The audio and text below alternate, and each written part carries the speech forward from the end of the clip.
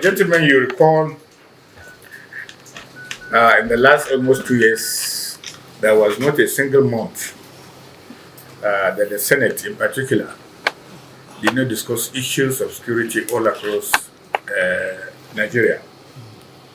And during the second session of the 10th Senate, the Senate President was very categorical of if the issue of security is the only thing that the Senate can achieve, then it is well and good, and that we are home and dry. And today you had members of the 9th Senate, Senator Alero, Senator Abaribe, who also had the privilege of partaking in the security summit in the 9th Senate, which did not bear any fruits. First of all, I commended the mover of the motion, Senator Jim O'Brien, for bringing the issue of security to bear. I thought the issue of security is much more than any other thing right now in Nigeria because of its spreading nature and disturbing nature. There is no state of the federation that is not affected one way or the other on the issue of security.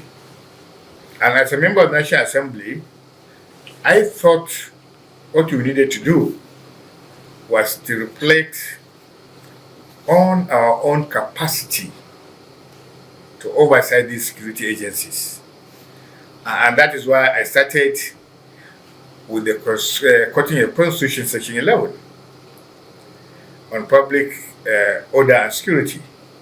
And then also quoted Section 80, Subsection 1, Subsection 2, Subsection 3, and Subsection 4, which give us the leverage of appropriating powers of operation, which one goes to where.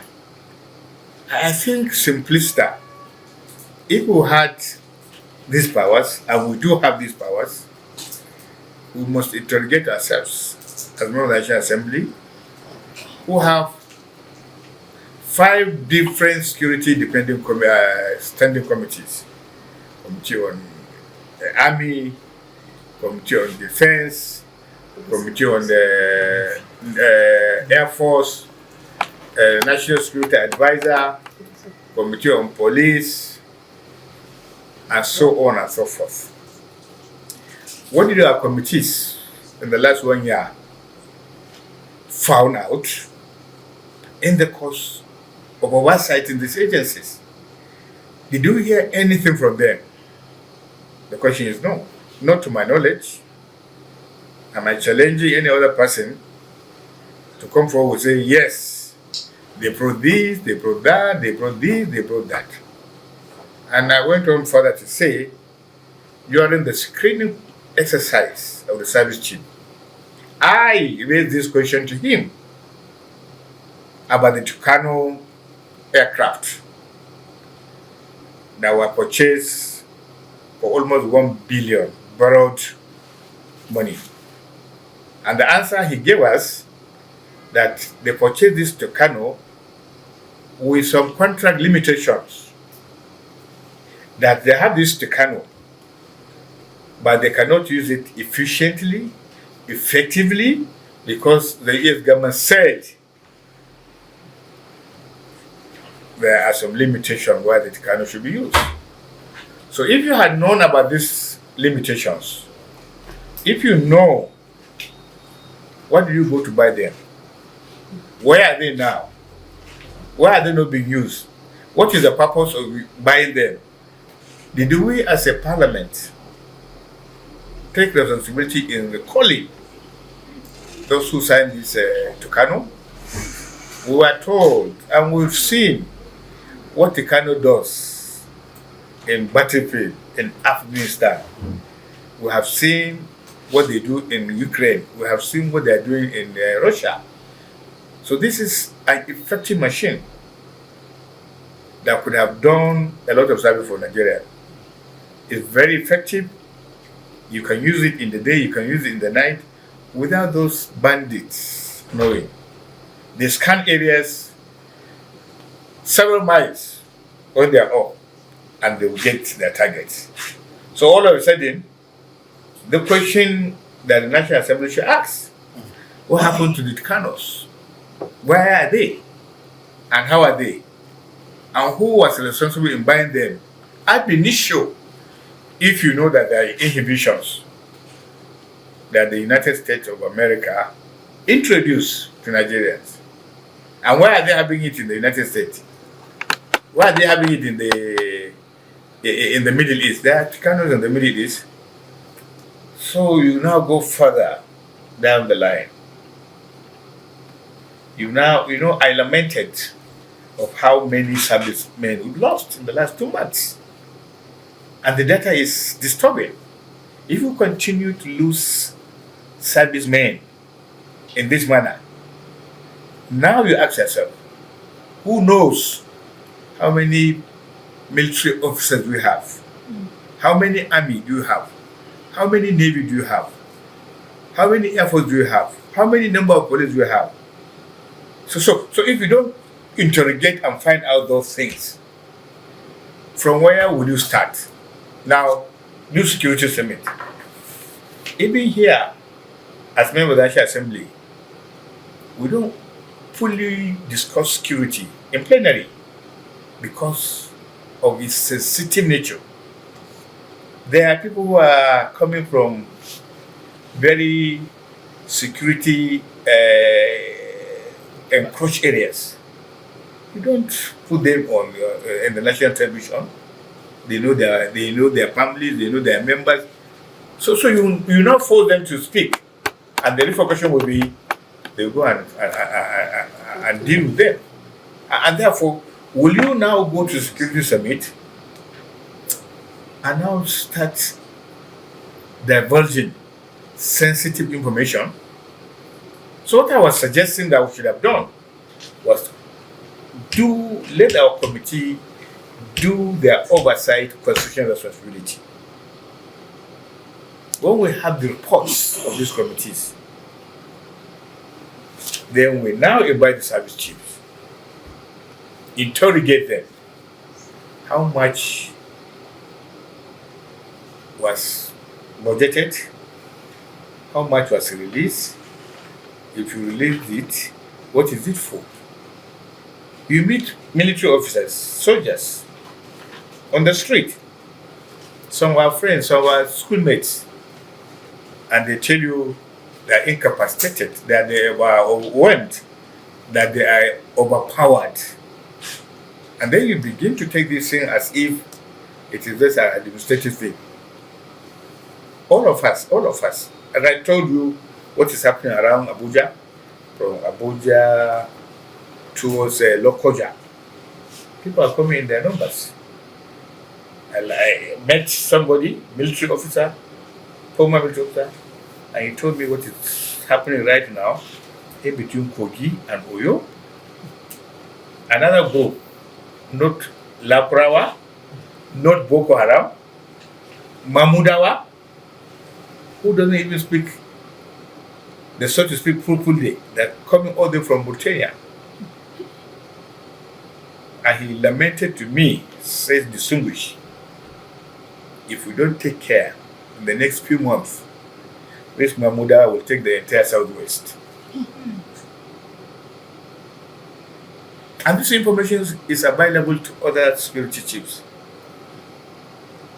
No synergy, no understanding, no reprimanding. Who has been sent out of his job because he has failed one way or the other? Look at the way the Boko Haram are killing our people in Borno, in Yobe, just last 2 weeks. Well-armed boys, but they overfall them. What is the idea of all this idea that every part of the world now is using drones? Why is our drones? Why are we not using drones? Why? Why are we having conversation with those who pick people, bandits, kidnappers, through the media, through phones, through our service providers, through banks, and nothing happens? So does it look like we're serious? No, we're not. that were in Abuja were scared, I think we're wasting our time. If the summit will bring some of these issues in the front banner, I have no problem with it. But we've been told clearly, black and white, by those who participated in the last summit, that all these issues were in the front burner. And nothing has changed. Yes, the president has appointed these people. We screen them. It is their duty, if they are not doing their job, to report to the president that change these people. Or, if you don't change them, it will be your responsibility. The president cannot do an oversight. He's an executive person. It is our job to do oversight and tell him, Mr. President, this is wrong, that is wrong, that is wrong, that is wrong. Are we making headway? You are all again. Are we making headway? Is it that until we are all killed, until they come to my house, your house, because we are Abuja citizens or because we are senators, then we'll know what is happening? Just yesterday, in Bauchi State, they went to one village, Mansour, killed 11 people, just like that. Pick people are left in Zampara and Kebbi now. By 7, everybody closes his door. And they can come to your house. All they need is that this man is coming from Abuja. That means the issue of money. Today I heard somebody was telling me that one of the kidnappers kidnapped a businessman and he paid close to 100 million. He paid close to 100 million. But his informants, the informants told the kidnappers that the man has still did not sell anything of his assets. So they should look for 500 million for him. Because the houses, the petroleum station is still there. There is no salt. What kind of country are we? And the kidnappers went and told the man. So the 100 million you brought, it's not enough. Your appealing station, your other houses that you are leasing, is still there. So you must bring money. I don't know where we're going. And we're not telling ourselves the truth. It's simply we are not speaking. It's simply we are not speaking. And that is our job. And that was my message. That was what I was trying to inform my colleagues. And they know it. They do. They do. Very good motion. I have my reservation about the prayers. I'm not saying it will not succeed. Okay. It may succeed. It is for us to live and see whether it will succeed. So that's the argument. What about the training? What about the firepower? Particularly the firepower. One bandit and said Nigerian with their courage. Because courage, will it stop gun coming from you? No. And how many are they? How many recruitment have we done in the last 10 years? How many? What is their number? Where did they go to train? Just pull somebody from a university or secondary school. 3 months, ask him to go and confront this. These are people who are ex-army somewhere in other countries. So they're trained. They know the terrain. They came, study the terrain, and why are they coming to Nigeria? Because we are rich. Why are they coming to Nigeria? Because we cannot put our house in order. So it's easy. They penetrate our sentiments. Now they are coming from all over. And now they design in a way that if no Fulanis were killed, the Fulanis will not bother. If Fulanis are killed, the non-Fulanis are not. I will not bother. They're trying to see the cracks. If Christians are killed, they will just say, they're Christians. If Muslims are killed, it's to hell. So what is wrong with us? Are we not human beings before we are Christians and Muslims? Are we not human beings before we are Hausa and Yorubas? Are we not the same people? Just because of a tongue? And we begin to kill ourselves, or possibly don't give a damn Oh, they are where? Okay, Benue. Let them go. Zamfara, let them go. They are killing everybody. They don't discriminate. Look at what they are doing in Zamfara. House of Fulani killing. They are killing them much more than anywhere. And for a lot of people, that is not an issue. That is an issue because they are Nigerians. Even if they are not Nigerians, they are human beings. They are human beings. President, hopefully one day I will be. Yes. I will make sure that I appoint people who have the credibility, the integrity, the history, the experience, the competence. I won't look at in appointing military chiefs, security chiefs. I wouldn't look at political background. I wouldn't look at ethnic background. I would look at the very best. Today, you'll be wondering whether or not, do you know General Malu? Yes. He's still alive. So, one of the very best. One of the very best. You know this former army staff from Kaduna? The one that is in the Shuapi. Give me his name.